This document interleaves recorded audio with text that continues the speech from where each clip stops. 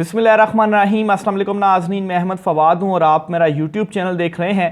अहम खबरों, तजज़िये और तबसरे के साथ आज के व्लॉग में आपकी खिदमत में हाजिर हुआ हूँ। सबसे बड़ी खबर, ब्रेकिंग न्यूज़, इमरान खान की गिरफ्तारी की कोशिश एक मरतबा फिर से नाकाम।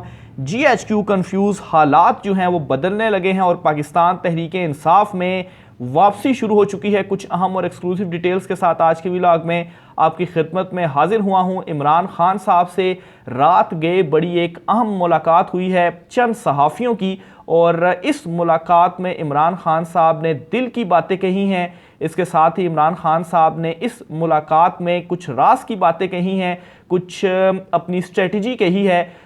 वैसे तो इमरान खान साहब व्लॉग के ज़रिए जो डिटेल्स वगैरह हैं वो पहुंचाते रहते हैं, कम्युनिकेशन करते रहते हैं, लेकिन ये जो मुलाकात थी, इस मुलाकात का अहवाल आपके सामने रखूंगा क्योंकि ये मुलाकात कहीं पर उस तरह से रिपोर्ट जो है वो नहीं हुई। कुछ अहम तफसीलात हैं, हैरान कुन तफसीलात हैं जो कि इमरान खान साहब ने अपनी इस मुलाकात के अंदर कही हैं। ख़ास तौर पर अपनी मुस्तकबिल की स्ट्रेटजी के हवाले से इमरान खान साहब ने बताया है कि इन सिचुएशन के अंदर वो कैसे अपनी मुस्तकबिल की स्ट्रेटजी अपनाए हुए हैं और वो क्या करने जा रहे हैं। साथ ही साथ नाज़रीन, ख्वाजा आसिफ साहब जो हैं उनकी जानिब से पार्लियामेंट के फ्लोर के ऊपर जो अल्फाज इस्तेमाल किए गए पाकिस्तान तहरीक इंसाफ की ख़वातीन के लिए, इस हवाले से भी एक बड़ा ज़बरदस्त जवाब है, वो भी आज की व्लॉग में ख्वाजा आसिफ को दूंगा। सबसे पहले तो नाज़रीन मैं आता हूँ इमरान खान साहब की जो मुलाकात हुई है। इस मुलाकात में एक तो इमरान खान साहब ने ये बात कही है कि हुकूमत के जाते ही जो हालात हैं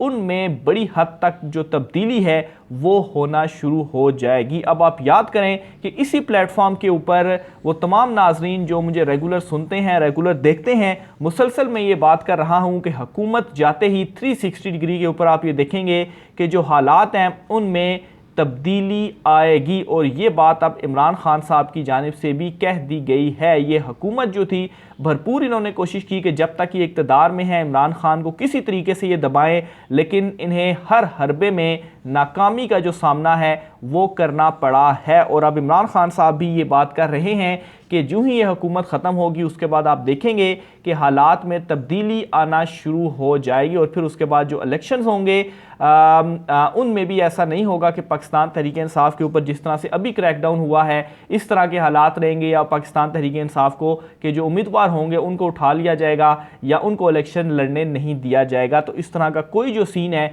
वो नहीं होने जा रहा। और जैसे ही एक मरतबा इलेक्शन की जो हवा है वो चलेगी तो उसके बाद आप देखेंगे कि हालात कैसे जो है वो ना सिर्फ तब्दील होते हैं बल्कि ये जो मुस्लिम लीग नून और जो इत्तेहादी हैं इनको कैसे सारे जो मामलात इन्होंने किए हैं कैसे रिवर्स बैक इनको ही ये चीज़ें हिट करती हैं। दूसरे नंबर पर इमरान खान साहब ने अपनी इलेक्शंस के हवाले से स्ट्रेटजी का बताया कि किस तरह से इन इंतखाबात में ज़्यादातर इमरान खान साहब जो वकला बरादरी है उनको टिकट देंगे और उनको इलेक्शंस में खड़ा करेंगे। ये बड़ा एक ज़बरदस्त फैसला था, हैरान कुन भी था और दानिशमंदाना फैसला भी इसको कह सकते हैं, क्योंकि वकला जो हैं अगर उनको इलेक्शंस में पाकिस्तान तहरीक इंसाफ इमरान खान साहब टिकट देते हैं और अगर वो इलेक्शंस लड़ते हैं तो जाहिर सी बात है जो प्रिजाइडिंग अफसरान होंगे, चूँकि कानूनी मामला तो सारे जानते हैं, तो चीज़ों को ज़्यादा बेहतर अंदाज में अपने अपने हलकों में वो चला सकते हैं। और फिर अगर कोई सख्तियाँ भी होती हैं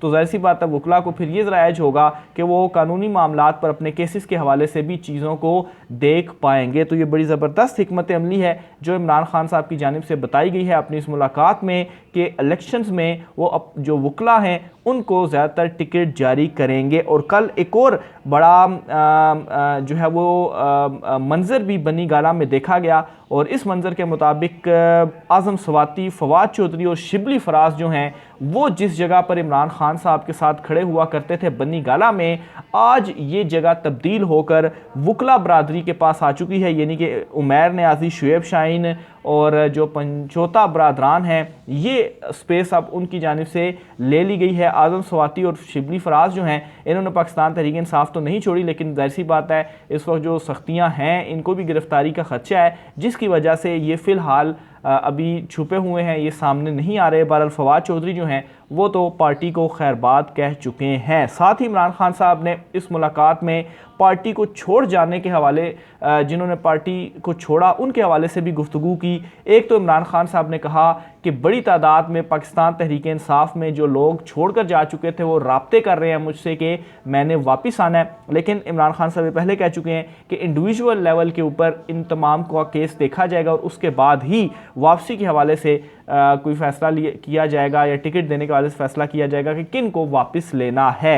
लेकिन 4 इमरान खान साहब के जो वज़राए आला हैं साबिक, यानी कि परवेज़ खटक, महमूद खान, परवेज़ इलाही और उस्मान बुज़दार, इनके हवाले से सवाल किया गया कि ये देखें ये आपके वज़राए आला थे और ये भी पार्टी को छोड़ चुके। तो इन पर इमरान खान साहब ने सबसे जो हैरानगी का इजहार किया, या इमरान खान साहब ने कहा कि जिसका ज़्यादा मुझे दुख हुआ वो महमूद खान का था कि उससे वो एक्सपेक्ट नहीं कर रहे थे कि वो पार्टी को छोड़ जाएगा। और जब उसने पार्टी को खैरबाद किया उससे पहले इमरान खान साहब ने उनसे पूछा भी कि क्या तुम्हारे ऊपर कोई दबाव है, तुम भी पार्टी छोड़ जाओगे? तो महमूद खान ने इमरान खान साहब से ये कहा कि उनके ऊपर दबाव ज़रूर है, लेकिन वो पाकिस्तान तहरीक इंसाफ और इमरान खान आपके साथ हम खड़े हुए हैं। लेकिन उसके बाद क्या होता है कि महमूद खान जो था वो परवेज़ खटक के साथ मिलकर पार्टी को उसने खैरबाद कह दिया। ये भी इमरान खान साहब ने अल्फाज इस्तेमाल किए कि जो महमूद खान है वो बड़ा डिसेंट सा आदमी लगता था, उससे एक्सपेक्ट नहीं थी, लेकिन खैर वो भी पार्टी को छोड़कर चला गया। फिर साथ ही इमरान खान साहब ने उस्मान बुज़दार के हवाले से कहा कि थोड़ा सा नरम गोशा भी इमरान खान साहब ने रखा उस्मान बुज़दार के लिए कि उसके ऊपर काफ़ी ज़्यादा दबाव है। परवेज़ इलाही साहब के हवाले से इमरान खान साहब ने कहा कि जो परवेज़ इलाही हैं इनके ऊपर बड़ी उनको हैरानगी भी हो रही है कि अभी तक वो पाकिस्तान तहरीक इंसाफ के साथ खड़े हुए हैं और जेल में एक बूढ़ा आदमी, बीमार आदमी भी है, जेल में वो मौजूद हैं, लेकिन पाकिस्तान तहरीक इंसाफ के साथ वो खड़े हुए हैं। तो सबसे ज़्यादा हैरानगी परवेज़ इलाही के ऊपर हुई कि उनसे वो एक्सपेक्ट नहीं कर रहे थे, लेकिन वो एक्सपेक्टेशन के ऊपर जो है वो उससे आगे हुए। और जिस तरह से मोनस इलाही इमरान खान साहब के साथ खड़े हुए हैं, इसी तरह से परवेज़ इलाही, ज़ाहिर सी बात है मोनस इलाही की वजह से ही पीटीआई के साथ खड़े हुए हैं। तो ये इमरान खान साहब ने कहा कि परवेज़ इलाही जो कुछ अभी तक काट रहे हैं तो उनके ऊपर जो है वो काफ़ी खुशमी है कि वो पाकिस्तान तहरीक इंसाफ के साथ खड़े हुए हैं इस मुश्किल वक्त में भी। परवेज़ खटक के हवाले से इमरान खान साहब ने कहा कि परवेज़ खटक जो है ये एक प्लान किया गया था कि 9 या 10 तारीख को या 8 या 9 तारीख को जुलाई को उन्हें गिरफ़्तार करने का मुकम्मल जो मंसूबा था वो तैयार था और उन्हें गिरफ़्तार किया जाना था।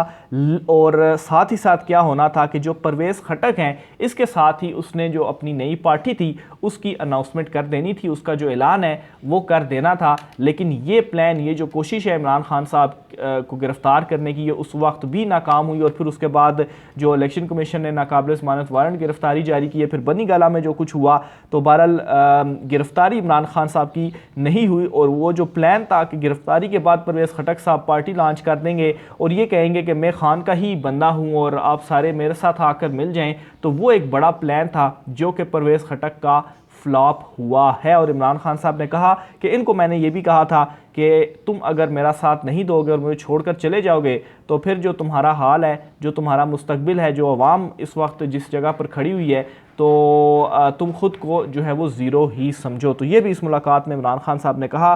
फिर इसके साथ ही इमरान खान साहब की जानिब से ये भी कहा गया कि 190 मिलियन पाउंड के हवाले से जो मुकदमा है, जो केस है, इसमें कुछ अहम दस्तावेज़ात उनको मिले हैं और ये बड़ी इंपॉर्टेंट फ़ाइल है जो कि इमरान खान साहब ने इजहार किया इस बात का कि ये उनके हाथ लगी है। और जाहिर सी बात है इमरान खान साहब के लिए फ़ायदा मंद ही है। और इस मुलाकात में सबसे ज़्यादा इंपॉर्टेंट चीज़ ये थी कि इमरान खान साहब एक तो बहुत ज़्यादा पॉजिटिव थे, बहुत ज़्यादा फ्रेश थे। हालांकि सारा दिन वो पेशियाँ भुगतते रहे अदालतों में, कभी FIA में, कभी सुप्रीम कोर्ट में, कभी हाई कोर्ट में, कभी डिस्ट्रिक्ट कोर्ट में, कभी FIA में जाते हैं, कभी नैब में होती है। इतने दिनों से यही कुछ हो रहा है और उसके बावजूद भी इमरान खान साहब जो थे वो फ्रेश थे, कोई थकन के आसार नहीं थे कि इमरान खान साहब थके हुए हैं। और साथ ही साथ ना सिर्फ इतना बल्कि इमरान खान साहब जो हैं वो